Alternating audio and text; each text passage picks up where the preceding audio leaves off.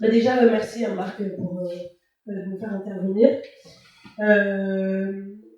On était parti sur une interview croisée. Ouais, exactement. C'est ça. Donc, je vais commencer, si tu veux bien, par poser quelques questions. Ouais, bien sûr. Et évidemment, l'idée, c'est de vous partager un peu la réalité terrain de nos métiers, les attentes de nos clients, comment on parle de sélection des parties prenantes, et puis nous aussi, dans notre vision. Et pour ceux qui ne te connaissent pas, je ne sais pas s'il y en a dans la salle, mais qui es-tu? Alors, j'ai monté un cabinet qui s'appelle aujourd'hui La Crèmerie, qui existe depuis plus de 5 ans, avec une intention très forte qui était de promouvoir l'investissement responsable. Et donc, aujourd'hui, la sélection de tous nos investissements pour nos clients se fait autour vraiment des critères extra-financiers. Et en fait, toute notre clientèle demande en fait, avoir de l'impact avec leur argent. Donc on ne fait que ça à travers évidemment l'immobilier, la SCPI, mais aussi sur des actifs cotés, avec des enveloppes comme l'assurance vie, le PER, le Contic, le PEA. On fait aussi ça sur du private equity, sur du crowdfunding, sur du foncier agricole. Bref, en tout cas, il n'y a pas d'excuse pour mettre de l'impact et donner une mission à notre argent. En tout cas, c'est ce que nous demandent nos clients aujourd'hui, la grande majorité, en exclusivité. Voilà. Merci pour le petit rappel. La question d'après, c'était de parler un peu de tes engagements avec l'entreprise. Ouais. Alors, on a évidemment cet engagement sur l'investissement responsable, puisqu'on ne fait que ça. Mais on va aussi plus loin parce qu'on pense que montrer l'exemple, c'est extrêmement important. Et donc, du coup, y compris à travers l'entreprise, eh bien, on a des engagements associatifs, et notamment à travers l'association des acteurs de la finance responsable, puisque pour ma part, je suis membre ambassadrice des AFR. À travers le cabinet, on reverse aussi 1% de notre chiffre d'affaires au collectif 1% for the Planet pour des associations agréées autour des causes environnementales. On fait plein d'autres choses aussi, on distribue des repas pour des enfants en difficulté dans le monde, on plante des arbres, mais ça ne fait pas tout, donc évidemment on essaie aussi de faire au quotidien en tant qu'individu. Bref, en tout cas la durabilité, on l'a vraiment dans l'ADN, pour ma part et pour le reste de l'équipe, et voilà, on continue à être engagé de cette manière. On a un engagement sur la manière de pratiquer. Oui. Tu as parlé tout à l'heure d'engagement sur la proposition de solutions à des clients. On est sur le palmarès des SCPI. Comment toi tu sélectionnes les SCPI? Oui, alors en fait on a une méthodologie qu'on a beaucoup travaillé avec mon associé. Et en fait, on regarde à la fois les critères financiers, donc la performance, parce que on fait quand même un métier où on répond à une logique d'enrichissement pour les clients. Mais on regarde aussi du coup les critères de durabilité, donc c'est extrêmement important, vous les sociétés de gestion, que vous communiquiez clairement sur ces points-là. On regarde aussi du coup la RSE des sociétés de gestion, parce qu'on considère qu'il faut être cohérent à la fois dans les produits qu'on distribue, mais aussi en interne. Et donc on va regarder auprès de la société de gestion si elle-même elle trie ses déchets. Si elle fait des séminaires aux Bahamas ou plutôt en France, si elle propose à ses collaborateurs des alternatives pour de la mobilité durable, et donc de ne pas avoir de voiture, mais plutôt du vélo ou des véhicules électriques. On regarde ce genre de choses, on regarde aussi sur la partie sociale, les écarts de rémunération, l'égalité des genres, voilà, de sorte que en fait, la société soit aussi durable et inclusive, au même titre que les investissements qu'elle propose. Donc on regarde ces choses-là, pardon, et évidemment on fait ces due diligence en interne. On a aussi l'aide des outils comme DeepInvest pour renforcer en fait ces analyses et pour en fait avoir ces mises à jour de données régulièrement. Le conseil que Maëlle nous donne à tous, c'est de travailler évidemment la durabilité des solutions, mais également la manière de pratiquer en interne. Exactement. C'est aussi important que pour nous, c'est extrêmement cohérent. Ouais, sinon, si une société de gestion nous dit qu'elle fait des SCPI durables, donc à côté de ça, lorsqu'elle nous invite, il y a des bouteilles en plastique, on mange une côte de bœuf, Je suis désolée, mais ça ne rentre pas dans mon imaginaire d'un monde durable. Dernière question. On a parlé des cabinets, on a parlé des parties prenantes, notamment les producteurs de solutions. Les clients, aujourd'hui, comment ils te sollicitent, comment ils font appel à toi et qu'est-ce qu'ils attendent notamment sur la partie solution? En fait, les clients sont très exigeants. Alors, nous, à la crèmerie, évidemment, on attire les clients qui nous ressemblent. En tout cas, on communique et on a ce positionnement. Donc, c'est vrai que nos clients ont des attentes très fortes et ils vont demander de la transparence. Ils vont demander des preuves sur tout ce qui peut être affiché. Et autour de l'immobilier, en réalité, il y a évidemment le rendement, mais on a des clients en fait qui sont prêts à accepter de faire 1% en moins du moment qu'il y a une cohérence dans l'aménagement du territoire, dans l'immobilier utile. Et donc, est-ce qu'on a véritablement besoin de plus de centres commerciaux et plutôt réfléchir à avoir plus d'écoles ou d'infrastructures de santé. En réalité, voilà, les clients veulent de l'utilité. Ils veulent aussi évidemment que toutes les preuves sur l'efficience énergétique soient montrées. Donc voilà, et on apprécie aussi tout le volet social et solidaire parce que je pense que quand on fait des performances de 6, 7 ou 8%, on peut en allouer une partie, à mon sens, à de la solidarité.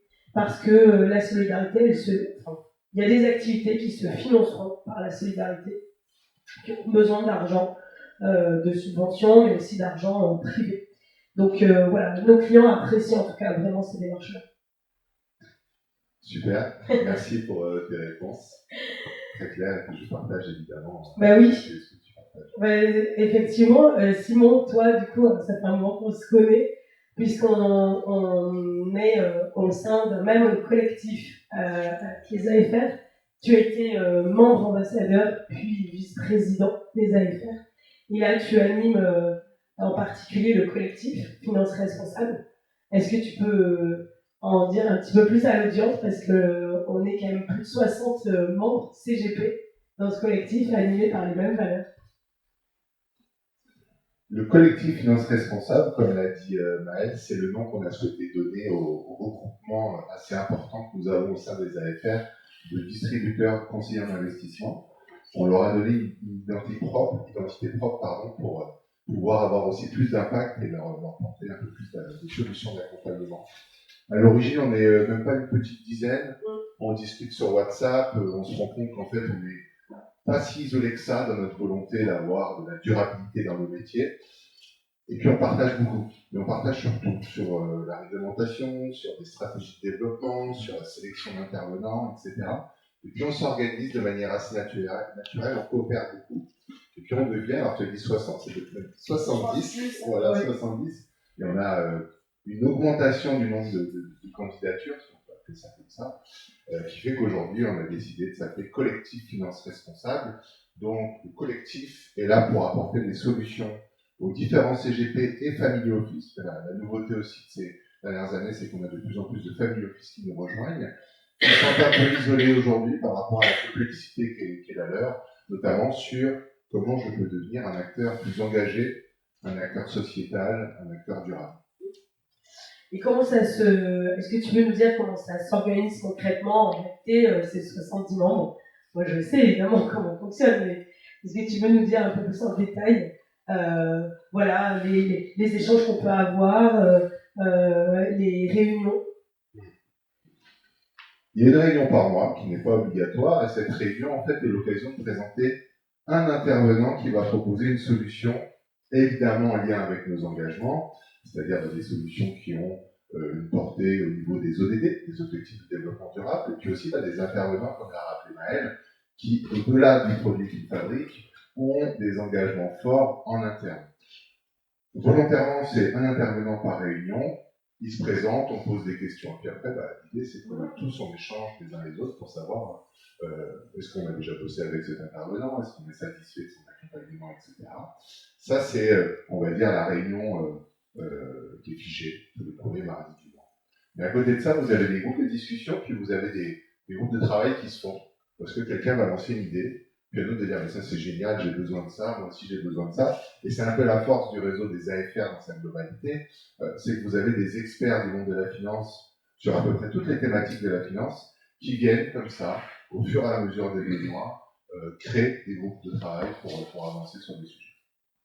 Oui, d'ailleurs, ces échanges sont vraiment utiles. En fait, cette réunion mensuelle, elle nous permet vraiment de découvrir des sociétés de gestion, des acteurs que certains d'entre nous connaissent déjà, comme tu disais, on bosse peut-être avec des gens, mais de faire connaître vraiment à tout le collectif. Donc c'est très utile parce qu'en fait, le fait d'être en petit nombre aussi nous permet d'échanger assez librement et d'aller creuser certains sujets avec les sociétés de gestion. Donc, elles sont vraiment géniales ces réunions. Est-ce qu'en 2025, justement sur la sélection des intervenants, est-ce que il y a une volonté, comment dire, d'avoir des critères de sélection sur ces intervenants, ou est-ce qu'on se laissera toujours porter par les envies de chaque membre et le fait que certains puissent faire la demande? L'objectif du collectif, c'est que c'est un collectif qui appartient à ses adhérents. Donc tout le monde prend des décisions de manière collégiale et on se laisse aussi la possibilité de découvrir des acteurs qui n'ont pas forcément l'air durables au démarrage. Après, c'est certain que si vous intervenez sur un collectif de CGP, Family Office durable, sans solution durable, sans pratique durable en interne, vous vous exposez à une demi-heure très compliquée pour vous dans la journée, parce qu'on a quand même des adhérents qui font de la durabilité depuis de nombreuses années, et donc ils sont assez aguerris sur le sujet. Et alors pour 2025, les attentes, à ton avis, des CGP Family Office à travers ce collectif, qu'est-ce que déjà des échanges qu'on a pu avoir sur 2024 et puis ce qui se profile sur 2025, qu'est-ce que tu en retires? On terminera d'ailleurs avec cette question et merci évidemment de pouvoir la poser.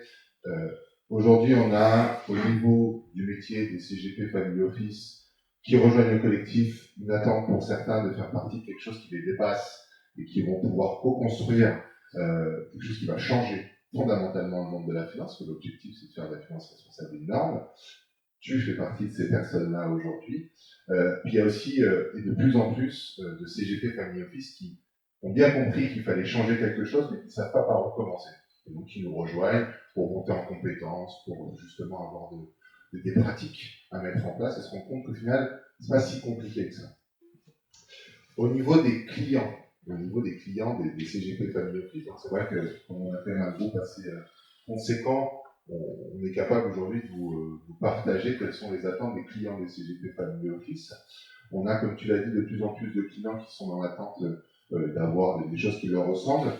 Mais les CGP, il faut bien que vous compreniez, CGP Family Office, ce conseil en investissement, ils ont une difficulté aujourd'hui, c'est qu'ils doivent être capables d'anticiper l'avenir. Par nature, le monde dans lequel on est aujourd'hui est difficilement lisible, surtout si on garde les lunettes qu'on a depuis 30-40 ans. Et on s'est rendu compte que quand on enlève ces lunettes et qu'on regarde plutôt de manière durable, en fait, c'est ultra lisible. La durabilité, c'est une boussole stratégique évidente, et l'utilité sociale et environnementale des entreprises, c'est un indicateur indispensable dans la sélection aujourd'hui pour nos clients et nos CGP et nos family office. Donc ça va répondre évidemment à cette attente. Et pour terminer, je dirais, vis-à-vis des fournisseurs, on attend des fournisseurs de la transparence et de la sincérité dans les démarches, dans vos démarches, j'en profite tout cela aussi également. Évitez-nous les déceptions sur les belles solutions et puis derrière, encore une fois en interne, aucun engagement sérieux.